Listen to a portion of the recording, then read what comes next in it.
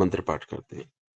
ओम विश्वानि देव सवितरदुरितानि परासुव यद भद्रं तन्न आसुव।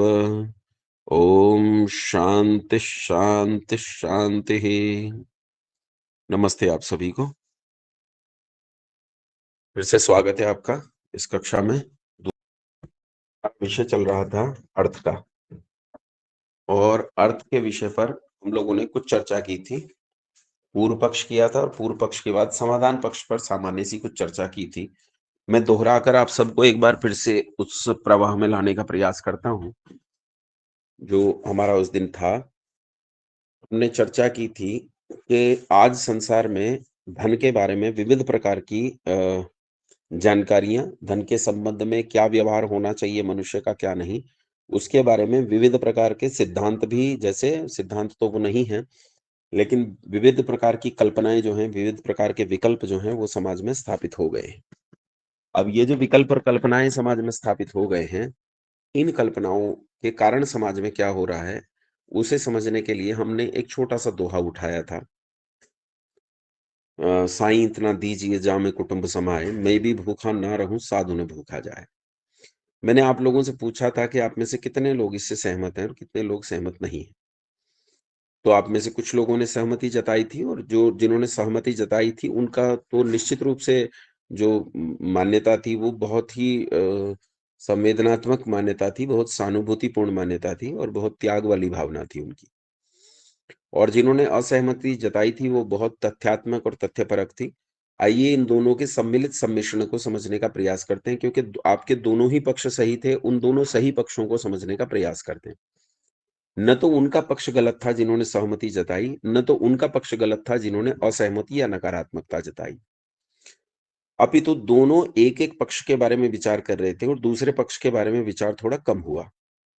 आइए आज मिलकर सम्मिलित रूप से दोनों पक्षों के बारे में विचार करते हैं। धन के संबंध में उस दिन मैंने आपको बताया था कि विपन्नता और दरिद्रता जो है, गरीबी जो है, संसार में किसी के लिए ये सिद्धांत नहीं हो सकता। अभिशाप है, और ऐसा भयानक अभिशाप है कि इस अभिशाप के कुएं में गिरने के बाद आदमी के लिए निकलना मुश्किल हो जाता है। वो विपन्नता, दरिद्रता और गरीबी जो है, वो व्यक्ति को घुटनों पर ला देती है। अभिशाप है ये। दुनिया में सबसे बुरा अभिशाप है कि आदमी अभाव में है, दरिद्रता में है, विपन्नता में है। दुनिया में ऐसे असंख्य असंख्य उदाहरण भरे पड़े हैं जब विपन्नता के कारण व्यक्तियों ने क्या स्थिति नहीं कर ली। मैंने आपको 2 उदाहरण दिए थे, एक महाराणा प्रताप का, एक ऋषिवर स्वामी दयानंद सरस्वती का। ऐसे अनेक उदाहरण मैं आपको दे सकता हूँ। एक और उदाहरण आपको देता हूँ कि एक समय ऐसा था कि जब सजाए मौत काला पानी के लिए अंग्रेज लोग यहाँ से लोगों को भरकर ले जाते थे, और अंडमान निकोबार में एक भयानक सेल्युलर जेल बनाई गई थी जिसमें ऐसी भयानक यातनाएँ दी जाती थी कि रूह काँप जाए व्यक्ति की देखकर। सावरकर जी को कहते हैं कि उस समय 2 आजीवन कारावास की सज़ा हुई थी और उनके भाइयों को 1-1 आजीवन कारावास की सज़ा हुई थी। मतलब पूरे परिवार को सज़ा हुई थी। और इसके अलावा कितने लोग वहाँ होंगे, कि ये तो एक नाम है, जो प्रसिद्ध नाम है वो मैंने आपके सामने बता दिया। अब ये देश इतना दरिद्र, इतना विपन्न, इतना गरीब था कि हम गुलाम होने पर विवश हुए। मतलब जिनकी 2 कौड़ी की बुद्धि नहीं है, जो आज तक जो है 1 फीट ऊँचा पाजामा पहन के घूमते हैं, उनके गुलाम हुए, उनके अत्याचार सहे। ऐसे मलेच्छ जिन्हें खाने-पीने की तमीज़ नहीं है, हम उनके गुलाम हुए, और इतनी दरिद्रता, इतनी विपन्नता विपन्नता कि उन्होंने पशुओं की तरह हमें उस सजाए मौत काला पानी में बंद किया, बाँधा हमारे पूर्वजों को। एक बार कहते हैं कि वहाँ से, जैसे सावरकर वहाँ से कई बार भागे थे सेल्युलर जेल से, कई बार, मतलब ये भी असंभव प्रयास था कि समुद्र में कूद कर भाग गया हो कोई। ये सावरकर ने उस चीज़ को मूर्तिमान करके दिखा दिया था जिसकी कोई कल्पना नहीं कर सकता था।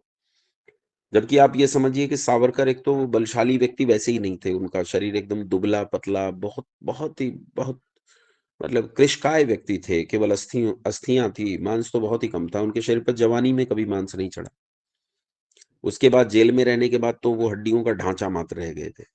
और इतना कमज़ोर व्यक्ति केवल शारीरिक रूप से कमज़ोर दिखता था, लेकिन संकल्प कितना विभु था उसका, संकल्प कितना मजबूत था उसका, कि वो समुद्र पार करने के लिए समुद्र में कूद गया। अरे कौन सोच सकता है कि समुद्र पार करने के लिए समुद्र में तैरा जाएगा?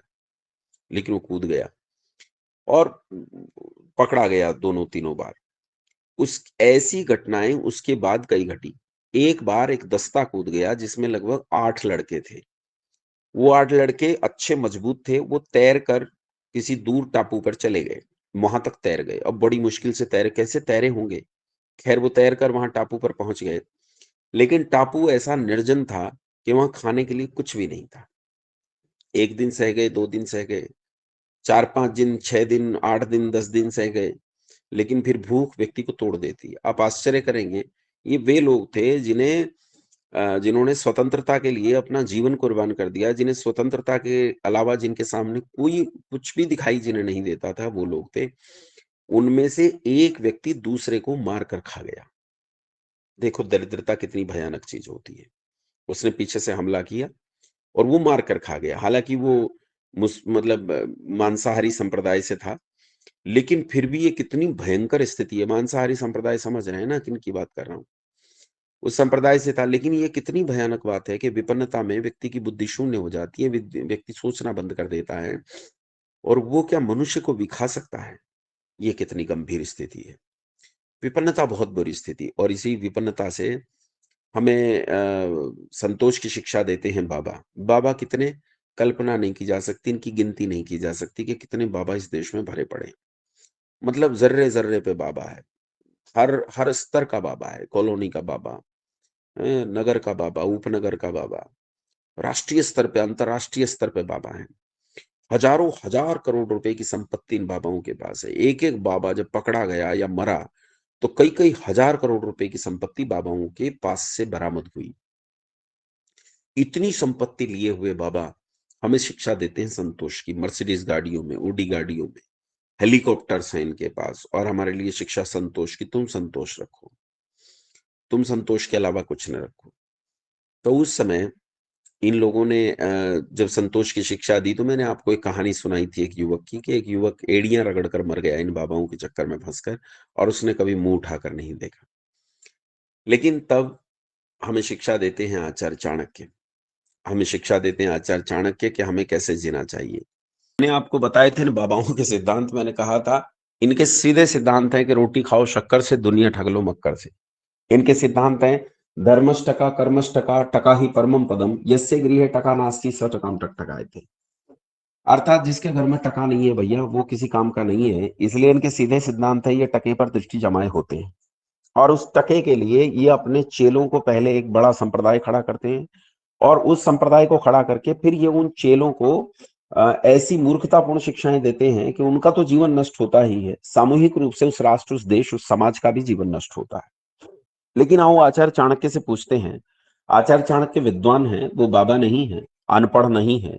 वो ऐसे नहीं है कि उन्होंने शिक्षा नहीं ली हो या उन्होंने विद्या नहीं प्राप्त की हो। अभी तो वो विद्वान व्यक्ति हैं। आओ आचार्य चाणक्य से सुनते हैं। पिछले 2-2.5 हजार साल में इतना बड़ा नीति विशारद दूसरा पैदा नहीं हुआ। आचार्य चाणक्य अपने से पीछे नीतियों के बारे में कहते हैं कि मुझसे पहले कई नीतिकार पैदा हुए। जैसे अर्थशास्त्र के संबंध में भी कई अर्थशास्त्रियों का नाम स्पष्ट रूप से आता है। जैसे अर्थशास्त्र के संबंध में नारद मुनि का नाम आता है कि उनका एक वृहद अर्थशास्त्र लगभग 7,000 श्लोक का अर्थशास्त्र जो है अब लुप्त हो गया, अब तो नहीं है, लेकिन वो रहा। मुनि भारद्वाज का है, वैशंपायन का है, कई लोगों के अर्थशास्त्र जो है इससे पहले मौजूद रहे। आचार्य चाणक्य ने अपने अर्थशास्त्र में धन के बारे में चर्चा करते हुए लिखा है। अब देखो गजब की बात है, सुनना ध्यान से। वो कहते हैं सुखस्य मूलम किम, अर्थात सुख का मूल क्या है? तो स्वयं उत्तर देते हैं, कहते हैं सुखस्य मूलम धर्मः, सुख का मूल धर्म है। यदि तुम सुख चाहते हो तो वेद की आज्ञा का पालन करो। धर्म, धर्म करो। धर्म मतलब क्या डूज हैं, क्या डोंट्स हैं, क्या करना है, क्या नहीं करना है, करणीय क्या है और अकरणीय क्या है, उसका ध्यान रखो। और कर्तव्य को ही करो, अकर्तव्य को कभी मत करो। कर्तव्य अकर्तव्य वेद में वर्णित है। वेद बताता है कि क्या करना चाहिए और क्या नहीं करना चाहिए, इसलिए वेद की बात मानकर जियो। आचार्य चाणक्य कहते हैं सुखस्य मूलम धर्मः, सुख का मूल वेद है, धर्म है। पूछा धर्मस्य मूलम किम, तो आचार्य कहते हैं धर्मस्य मूलम अर्थ, धर्म का मूल अर्थ है। अब देखो गजब की बात, बाबा कहते हैं कि राम भरोसे बैठकर रहो खाट पर सोए, अनहोनी होनी नहीं और होनी हो सो होए। बाबा कहते हैं अजगर करे न चाकरी, पंछी करे न काज, दास मलूका कह गए सबके दाता राम। बाबा कहते हैं होई वही जो राम रचि राखा, को करी तर्क बढ़ा वही शाखा। लेकिन आचार्य चाणक्य क्या कहते हैं, सुखस्य मूलम धर्म, धर्मस्य मूलम अर्थ, धर्म का मूल अर्थ है। तू बिना अर्थ के धर्म को कतई लागू नहीं कर सकता, तू धर्म को व्यवहार में ला ही नहीं सकता। अब यहाँ एक कॉन्ट्राडिक्शन मैं आपके बीच में रख रहा हूं। एक कॉन्ट्राडिक्शन यह है कि एक स्थान पे नीतिकार कहते हैं अर्थ कामेश्वर सक्तानम धर्म ज्ञानम विधीयते, कि अर्थ और काम में फंसा हुआ व्यक्ति कभी भी धर्म को जान नहीं सकता। अब आचार्य चाणक्य कहते हैं बिना अर्थ के धन नहीं, बिना अर्थ के धर्म नहीं। और यहां दूसरे नीतिकार कहते हैं कि अर्थ में फंसा हुआ व्यक्ति धर्म को जान नहीं सकता। तो इसके परिप्रेक्ष्य दूसरे हैं, दो परिप्रेक्ष्य हैं। समझिए कि जब मैं धर्म को पढ़ रहा हूं, मैं ब्रह्मचारी हूं, अभी मैं धर्म को जानना चाहता हूं, तो जब मैं धर्म को जानने के रास्ते पर हूं, उस समय यदि मैं अर्थ में फंस गया या काम में फंस गया, तो फिर मैं धर्म को जान नहीं पाऊंगा। इसीलिए कहा कि ब्रह्मचारी को ब्रह्मचर्य से जीवन जीना चाहिए, अर्थात उसे काम में आसक्त नहीं होना चाहिए और धन में आसक्त नहीं होना चाहिए। दो काम उसके नहीं है, भिक्षा मांगकर भोजन खाए, धर्म धन में न फंसे, और भैया स्त्री पुरुषों से, पुरुष स्त्रियों से उस समय ब्रह्मचर्य का वास्ता रखे। ये सीधा है। धर्म, अर्थ और काम में फंसकर धर्म की जानकारी नहीं हो सकती। लेकिन जब आपने धर्म को अच्छे से जान लिया, धर्म के सिद्धांतों को आपने अपने जीवन में आचरण में धारण कर लिया, उसके बाद जब आप कर्तव्य के क्षेत्र में आ गए, गृहस्थ हो गए हो, आपकी पत्नी है, बच्चे हैं, और आपके सिर पर 3 आश्रमों का बोझ और आ गया अपने आश्रम के अलावा, यानी आपके ऊपर ब्रह्मचर्य आश्रम का बोझ, उनका पेट भी आपको ही भरना है, वानप्रस्थ आश्रम का बोझ, उनकी जिम्मेदारी भी आपकी है, और संन्यास आश्रम का बोझ, उसकी जिम्मेदारी भी आपकी। आप 4 आश्रमों को पाल पोस रहे हैं। तो जब आप इस स्थिति में आ गए हैं, धर्म को जान चुके हैं, समर्थ हो गए हैं, तब ऐसी स्थिति में कहा सुखस्य मूलम धर्म, धर्मस्य मूलम अर्थ। अब धर्म का कोई भी कार्य बिना अर्थ के संभव नहीं है। मैं आपसे प्रश्न पूछता हूं, अपने लिए उत्तर दे लेना। क्या हम विद्यालय बिना धन के खोल सकते हैं? धर्म का कोई भी काम क्या बिना धन के कर सकते हैं? क्या हम अनाथालय बिना धन के खोल सकते हैं? क्या हम दुखियों, दरिद्रों, गरीबों की सेवा बिना धन के कर सकते हैं? अरे, जरा सा हवन करना होता है, उसके लिए भी 200 ग्राम घी लगता है, वो भी पैसे से आएगा, पैसे से। क्या हम कंबल, सर्दी होती है लोग कंबल बांटते हैं, क्या हम वो बिना उसके बांट सकते हैं क्या, बिना पैसे के? संसार में ऐसा कौन सा काम है जो बिना धन के हम कर सकते हैं? सुख का एक भी काम हो, धर्म का एक भी काम हो, राष्ट्र की रक्षा, डिफेंस, वो हम बिना धन के कर सकते हैं क्या? राष्ट्र का इंफ्रास्ट्रक्चर बिना धन के संभव है क्या? राष्ट्र के लोगों की शैक्षणिक उन्नति बिना धन के संभव है क्या? राष्ट्र के लोगों की सामाजिक और राजनीतिक इंटेलेक्ट का उत्पन्न होना और बढ़ना, ये क्या बिना धन के संभव है? नहीं है संभव। टेक्नोलॉजी बिना धन के संभव है क्या? नहीं है संभव। इसका सीधा मतलब है धर्म से मूलम अर्थः, धर्म का मूल अर्थ है। तब आचार्य चाणक्य कहते हैं, वहां प्रश्न देते हैं, प्रश्न ये है कि अर्थस्य मूलम किम, अर्थ का मूल क्या है? तो कहते हैं अर्थस्य मूलम राज्यम, अर्थ का मूल राज्य है। अगर तुम अर्थ पैदा करना चाहते हो तो राज्य स्थापित करो, लेकिन हमारा राज्य तो नहीं आ सकता। क्यों? क्योंकि हम तो 2 घूंट दारू के लिए अपनी वोट बेच देंगे। मेरे लड़के की नौकरी लग जाए इसलिए पूरे कुनबे की वोट बेच दूंगा। मेरे व्यापार में कुछ मुझे बड़ा लाभ हो जाए तो मैं पूरे मोहल्ले की, पूरे गांव की वोट बेच दूंगा। ऐसे बिके हुए लोग, ऐसे ऐसे इंद्रियों के दास लोग क्या कभी अपना राज्य खड़ा कर सकते हैं? तो आचार्य चाणक्य से पूछा कि बताओ राज्यस्य मूलम किम? तो आचार्य चाणक्य कहते हैं राज्यस्य मूलम इंद्रिय जय। इंद्रिय जित हो जाओगे तो तुम्हारा अपना राज्य आ जाएगा। इंद्रिय जित नहीं होते तो तुम्हारा अपना राज्य नहीं आ सकता। राज्य तभी आएगा जब तुम इंद्रिय जित हो जाओगे। इसलिए इंद्रिय जित बनो, इंद्रिय जित हो जाओ। हमने पूछा आचार्य इंद्रिय जयस्य मूलम किम, इंद्रिय जित होने का मूल क्या है? तो आचार्य कहते हैं इंद्रिय जयस्य मूलम विनयः, इंद्रिय जित होने का मतलब है विनय। अच्छा, विनय शब्द का अर्थ क्या है?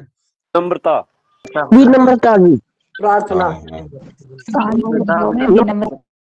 हाँ, यही पढ़ते चले आए हम, यही पढ़ते चले आए, यही पढ़ाते चले आए, यही सीखते चले आए, यही सिखाते चले आए। विनय का अर्थ है प्रार्थना, याचना, विनय का अर्थ है विनम्रता, विनय का अर्थ है विनीत होना, विनयशील होना मतलब विनम्र होना, यही विनय शब्द का अर्थ हम समझते चले आए। अच्छा, हमें ऐसे-ऐसे सिद्धांत पढ़ा दिए गए कि कोई तुम्हारे सामने तुम्हारे एक गाल पर थप्पड़ मार दे तो उसके सामने दूसरा गाल कर दो। कोई तुम्हारी एक बहन को भगा ले जाए तो उसके साथ दूसरी कर दो। यही सब चीज़ों के होने से हमारे भीतर भी ऐसी कापुरुषता, ऐसी-ऐसी चीज़ें पैदा हो गई जिनसे हम अपने सिद्धांतों से विपरीत होते चले गए। संस्कृत भाषा का शब्द है विनय। वी उपसर्ग पूर्वक नी धातु से घई प्रत्यय होकर विनय शब्द की सिद्धि होती है, जिसका अर्थ है विशेष उन्नति की ओर ले जाने वाली विद्या, अर्थात वेद विद्या। विनय का अर्थ है वेद की विद्या। तो वेद की विद्या होगी तो इंद्रिय जित होगे, वेद की विद्या नहीं तो इंद्रिय जित नहीं, इंद्रिय जित नहीं तो राज्य नहीं, राज्य नहीं तो अर्थ नहीं, अर्थ नहीं तो धर्म नहीं, धर्म नहीं तो सुख नहीं। अच्छा, ये जो क्रम मैंने बताया ये केवल आचार्य चाणक्य का नहीं है। एक और नीतिकार एक श्लोक लिखते हैं, उसमें ज्यों का त्यों यही क्रम है। वो कहते हैं विद्या ददाति विनयम, विनयात याति पात्रता, पात्रत्वात् धनम आपनोति, धनात् धर्म ततः सुखम। कहते हैं विनय यानी वेद के सिद्धांत से क्या होगा, विनय विद्या ददाति विनयम। तो तुम पढ़ने लिखने की तरफ उपक्रम करोगे, विद्या तपश्चर्या करोगे तो तुम वेद के सिद्धांत जान पाओगे। और फिर कहा विनयात याति पात्रता, वेद के सिद्धांत से तुम में पात्रता की उत्पत्ति होगी। पात्रत्वात् धनम आपनोति, पात्रता से धन आएगा। धनाद धर्म, धन से धर्म होगा तो सुखम, तब सुख होगा। ज्यों का त्यों आचार्य चाणक्य का सिद्धांत है। आचार्य चाणक्य कहते हैं सुखस्य मूलम धर्मः, धर्मस्य मूलम अर्थः, अर्थस्य मूलम राज्यम, राज्यस्य मूलम इंद्रियजयः, इंद्रियजयस्य मूलम विनयः, विनयस्य मूलम किम, विनय का मूल क्या है? तो कहते विनयस्य मूलम वृद्धोपसेवा, विनय का मूल है कि आप वृद्धों की सेवा करो। वृद्धों की सेवा करोगे तो वेद का सिद्धांत मिलेगा। लेकिन सुनो तो एक गड़बड़ी है। कैसे मिल जाएगा वेद का सिद्धांत हमें? कैसे मिलेगा भला भाई?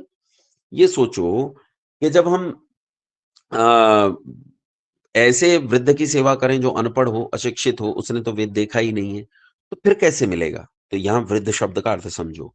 वृद्ध का मतलब है जो वृद्धि करके पका हो, उसे वृद्ध कहते हैं। अब वो किस चीज में वृद्धि करके पका है, तो वो उसी का वृद्ध है। जैसे कोई बल में वृद्धि करके बल से पका है, तो वो बल वृद्ध है। जो धन में वृद्धि करके धन से पका है, तो धन वृद्ध है। जो आयु में वृद्धि करके आयु में पक गया है, वो आयु वृद्ध या वयोवृद्ध है। और जो विद्या में वृद्धि करके पका है, वो विद्या वृद्ध है। अब विद्या किसकी सेवा करने से मिलेगी? क्या धन वृद्ध की, क्या बल वृद्ध की, क्या वयो वृद्ध की? ना, ये तो विद्या वृद्ध की सेवा करने से ही विद्या प्राप्त होगी। विद्या वृद्ध की सेवा करने से ही वेद का सिद्धांत पता चलेगा। और विद्या वृद्ध का मतलब ये नहीं कि उसकी आयु ज्यादा हो। अब मान लीजिए मेरी आयु 46-47 साल हो गई और मेरे सामने एक 20 वर्ष का बालक आए जो विद्या में मुझसे बहुत वृद्ध है, तब मुझे क्या करना चाहिए? तब मुझे उसके चरण स्पर्श करके, उससे नीचे आसन पर बैठकर उसे विद्या प्राप्त करने के लिए अपने पूरे मनोयोग से प्रयास करना चाहिए, पुरुषार्थ और तपस्या करनी चाहिए। इसका अर्थ है विद्या वृद्धि की आयु नहीं देखी जाती, विद्या देखी जाती है कि उसकी विद्या क्या है। उसकी विद्या अधिक है तो उसकी आयु कम होने से कोई फर्क नहीं पड़ता है। हमेशा याद रखो, अज्ञो वही बालः पिता मंत्रतः। बालक और पिता में पिता कौन है और बालक कौन है? का अज्ञो वही बालः, जो नहीं जानता, कम जानता है, जिसके पास विद्या नहीं, शिक्षा नहीं है या कम है, उसे कहा बालक है। पिता मंत्रतः, और जो विद्वान है वही पिता है। अर्थात आयु से बड़ा नहीं होता, अपितु विद्या से बड़ा होता है, विद्या से ही वृद्ध होता है। तो ऐसे विद्या वृद्धि की सेवा करने से हमें वेद का सिद्धांत मिलेगा। वेद के सिद्धांत से हमें जितेंद्रियता आएगी, जितेंद्रियता से इंद्रिय जित होकर राज्य प्राप्त करूंगा, राज्य प्राप्त करके धन प्राप्त होगा, धन से धर्म होगा और धर्म से सुख होगा। ये है तरीका सुख प्राप्त करने का। मैंने आपको बाबाओं के सिद्धांत बताए। बाबा कहते हैं धर्मष्टका कर्मष्टका टका ही परमम पदम यस्य गृहे टका नास्ति स टकाम टक टकायते। बाबा कहते हैं रोटी खाओ शक्कर से, दुनिया ठग लो मक्कर से।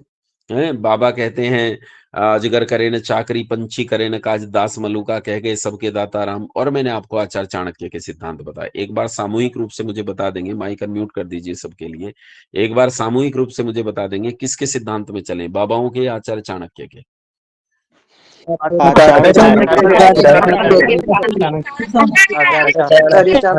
म्यूट करो, म्यूट करो, म्यूट करो। हाँ, म्यूट करो। लेकिन अब इसमें एक चीज और समझने का प्रयत्न करो। ऐसा भी हो सकता है कि मैं आचार्य चाणक्य का नाम जो है पक्षपात से ले रहा हूँ। पक्षपात का कारण ये है कि मेरा भी जो क्षेत्र है, कार्य क्षेत्र है, वो उसी क्षेत्र का है जिस क्षेत्र में आचार्य चाणक्य काम करते रहे। मतलब वो मेरे पूर्वाचार्य हैं, मेरे जैसे हम लोग तो देवता मानते हैं, अपने विद्वानों को देवता मानते हैं, तो हम तो आचार्य चाणक्य को देव मानते हैं। तो ये हो सकता है कि हम आचार्य चाणक्य को देव मानने के कारण उनके संबंध में पक्षपात कर रहे हों। तो आइए दोनों को, बाबा को और आचार्य चाणक्य को भी, इनके सिद्धांतों को उस अंतिम कसौटी पर कस लेते हैं जो अंतिम कसौटी स्वतः प्रमाण है। बाकी सब परतः प्रमाण है। स्वतः प्रमाण एक ही है और वो है वेद। वेद के अलावा संसार में कोई स्वतः प्रमाण नहीं है, बाकी सब परतः प्रमाण है, वो दूसरे पर आश्रित है। लेकिन वेद जो है वो स्वतः प्रमाण है। वो उसका बीज का बीज नहीं होता, फल का बीज होता है, बीज का बीज नहीं होता है। वेद बीज है। वेदो अखिलो धर्म मूलम, संसार के सारे धर्म का जो मूल है वो क्या है? वो वेद है। वेद श्रुति स्मृति सदाचार स्वस्य च प्रियमात्मना इत चतुर्विधम प्राहु साक्षात धर्म से लक्षणम। श्रुति जो है वो धर्म का साक्षात लक्षण है। धृति धृति क्षमा दमोस्तेयम शौचम इंद्रिय निग्रह धीर विद्या सत्यम क्रोधो दशकम धर्म लक्षणम। 10 धर्म के लक्षण है ये, लेकिन ये लक्षण जिसके हैं वो धर्म वेद है। तो वेद की कसौटी पर कस के देख लेते हैं, तब देखेंगे बाबा ठीक या आचार्य चाणक्य ठीक। आओ जल्दी से देख लेते हैं वेद की। वेद क्या कहता है कि कैसे जिए। अब बाबाओं का भी ध्यान रखना विचार, और आचार्य चाणक्य का भी। अब देखते हैं ईश्वर क्या कहता है, वेद क्या कहता है। वेद कहता है वयम श्याम पतयो रई नाम। धन के संबंध में वेद कहता है वयम श्याम पतयो रई नाम, अर्थात विपुल धन संपत्तियों के स्वामी बनकर जियो, विपुल ऐश्वर्यों के स्वामी बनकर जियो, संसार में विपुल धन संपत्ति कमाकर जियो। वेद कहता है। वेद कहता है कैसे जीना है। कहता है प्रब्रवाम शरदः शतम, जीवेम शरदः शतम, शृणुयाम शरदः शतम, शतम अदीना। अदीन जियो, दीनहीन कभी नहीं जीना है तुम्हें, हमेशा अधीन जीना है। किसी के सामने आश्रित नहीं होगे। आंख से आश्रित नहीं, हाथ से आश्रित नहीं, पैर से नहीं, जिह्वा से नहीं, श्रोत्र से नहीं, शरीर से किसी पर आश्रित मत रहो। पूरी तरह स्वस्थ रहो जब तक जियो, किसी पर आश्रित कभी मत रहो। दीनहीन नहीं रहना, किसी से साधन पर आश्रित मत रहो, धन पर आश्रित मत रहो, किसी की ओर मुख उठाकर नहीं देखो कि मुझे ये चीज इस व्यक्ति से चाहिए। तुम्हारे पास अपना सब कुछ होना चाहिए। ये वेद कहता है। वेद कहता है कि विपुल धन संपत्तियों के स्वामी बनकर जियो और कभी किसी पर आश्रित होकर तुम्हें नहीं जीना। हमेशा धन संपत्ति कमाकर अपने आप को सबल और मजबूत बनाकर जियो। अब इस बात को तनिक व्यवहार में सोचकर देखो। यदि मैं मजबूत हुआ तो मेरा परिवार मजबूत होगा। यदि मैं संपन्न हुआ तो परिवार संपन्न होगा। परिवार संपन्न हुआ तो मेरा समाज संपन्न होगा। मेरा समाज संपन्न हुआ तो मेरा राष्ट्र संपन्न होगा। मेरा राष्ट्र संपन्न होगा तो 100 करोड़ प्रजा संपन्न होगी, मेरी प्रजा संपन्न होगी। और प्रजा संपन्नता में ही सुख रखती है, विपन्नता में संसार में किसी को सुख नहीं होता है।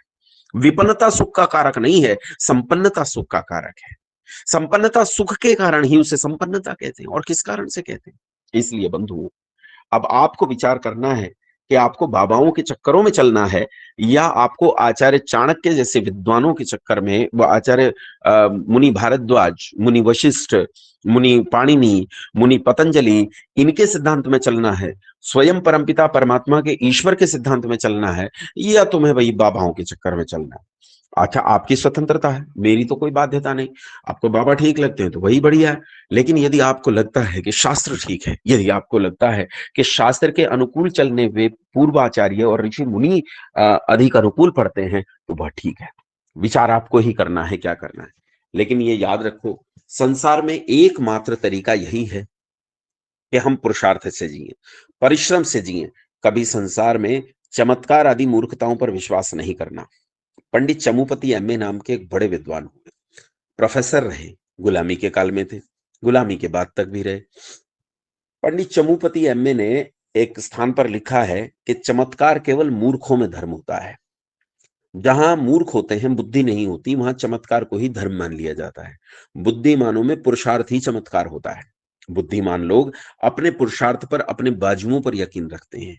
और जो बुद्धिमान नहीं होते, वो मूर्ख इसी चक्कर में रहते हैं कि कहीं से किसी का मंत्र दान मिल जाए, कहीं से कोई चमत्कार हो जाए, उस चमत्कार से मेरा बेड़ा पार हो जाए।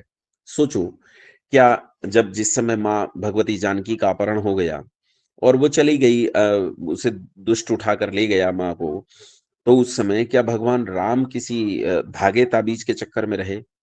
क्या वो सोचते रहे कि कोई बाबा चमत्कार कर दे, कोई मंत्रदान मिल जाए, कहीं जाकर मंत्रदान ले आऊँ, ये पुल अपने आप बन जाए, अपने आप युद्ध जीत जाए, कोई ऐसी योग माया फैल जाए चारों तरफ कि मैया सीता वापस आ जाए? कोई ऐसा सोचा? ना। वो पुरुषार्थ पर यकीन करते थे। जब अर्जुन को मोह उत्पन्न हुआ, तो उस समय श्री कृष्ण ने उसे किसका उपदेश दिया? कर्म का उपदेश दिया, पुरुषार्थ का उपदेश दिया, या फिर ऐसा उपदेश दिया कि भई तू जो है कहीं से धागा, गंडा कुछ ले आ और बड़े पहुँचे हुए संत हैं, बड़े पहुँचे हुए सिद्ध फकीर हैं, वहाँ चला जा। अच्छा, आज से तो ज़्यादा ही ईश्वर के भक्त उस समय रहे होंगे, फिर भी उन लोगों ने पुरुषार्थ का सहारा लिया। महाराणा प्रताप ने पुरुषार्थ को कभी छोड़ा हो, छत्रपति शिवाजी महाराज ने पुरुषार्थ को कभी छोड़ा हो, किसी ने संसार में पुरुषार्थ को कभी छोड़ा हो? सुनो, जीवन छोटा हो सकता है, लेकिन जीवन विशाल होता है उन लोगों का जो पुरुषार्थ पर जीते हैं, भले ही जीवन की आयु छोटी हो। 19 साल की लड़की मर गई, 19 साल की लड़की का देहांत हो गया, लड़ते-लड़ते मर गई, 19 साल की उम्र में उसकी लड़ाई शुरू हुई, 22 साल की उम्र में लड़की लड़कर मर गई। जीवन कितना सच है, कितना-सा जीवन है लड़की का, 22 साल की लड़की मर गई। लेकिन कितना विशाल, कितना विराट जीवन है कि उस 19 साल की लड़की ने पति के मर जाने पर, घर के बड़े बुजुर्गों के मर जाने पर अपने बालक को अपनी पीठ पर बांधकर, मुँह में लगाम दबाकर, दोनों हाथों में तलवार उठाकर कहा कि मैं अपनी झांसी नहीं दूँगी। ये जीवन की विराटता है, ये विशालता है। छोटा ही सही, लेकिन जीवन विराट है। अपने जीवन को पुरुषार्थ से विराट बनाने का प्रयास करो। इन चमत्कारों के चक्कर में मत रहो। इन डोरे, गंडे, तबीज, हस्तरेखा, पाद रेखा, मस्तक रेखा, इनके चक्करों में फंसकर अपना जीवन नष्ट करना है। ये जीवन को बर्बाद कर देने वाली चीजें हैं। यदि इनसे बाहर नहीं निकले, तो आज नहीं तो कल इसी तरह अवसादग्रस्त होकर मर जाओगे, और हो सकता है मरते समय भी आपके मस्तिष्क से ये चमत्कार और ये बातें न जाएँ। और जब ये नहीं जाएँगी, तो इन्हें ही साथ लेकर जाओगे, और श्री कृष्ण ने कहा है कि जो-जो सोचते जाओगे वैसी योनियों में जन्म लोगे। वही बन जाओगे भैया, उन्हीं योनियों में जन्म लेकर वैसे ही अब विपन्नता को प्राप्त होकर दुःख भोगते फिरोगे। इसलिए इसलिए लौट आओ ऋषियों के सिद्धांतों की ओर, लौट आओ विज्ञान की ओर, लौट आओ प्रकाश की ओर, लौट आओ विद्या की ओर, लौट आओ वेद की ओर, लौट आओ ईश्वर की ओर। आओ चले वहां सुख है, जहां भगवान राम का राज्य है। आओ चले जहां सुख है, जहां भगवान कृष्ण की छत्र छाया है। आओ लौट चले, आओ लौट चले वहां। आओ घर वापसी करें। आओ लौटे ऋषियों के पास, आओ लौटे मुनियों के पास, आओ लौटे परमपिता परमात्मा के पास, आओ लौटे वेद की छाया में, वेद की छत्र छाया में, जहां केवल सुख है, केवल सुख, केवल पुरुषार्थ है, केवल पुरुषार्थ, आनंद ही आनंद है, दूसरा कुछ भी नहीं है। बंधुओं, हमेशा पुरुषार्थ करना चाहिए। अब उम्मीद करता हूँ कि पुरुषार्थ वाली बात आपको समझ में आई होगी। फिर भी आप में से कुछ लोग, ये जो बाबाओं के भक्त होंगे, उन्हें मेरी बात अगर कड़वी लगी हो, तो ऐसे सहन कर लेना जैसे कभी-कभी स्वादिष्ट दाल में एक आध मिर्च आ जाती है तो उसे सहन कर लेते हैं। पर उम्मीद करता हूँ आप सभी समझदार लोग हो, आपको बुरी लगी नहीं होगी और आपको बात समझ में आई होगी।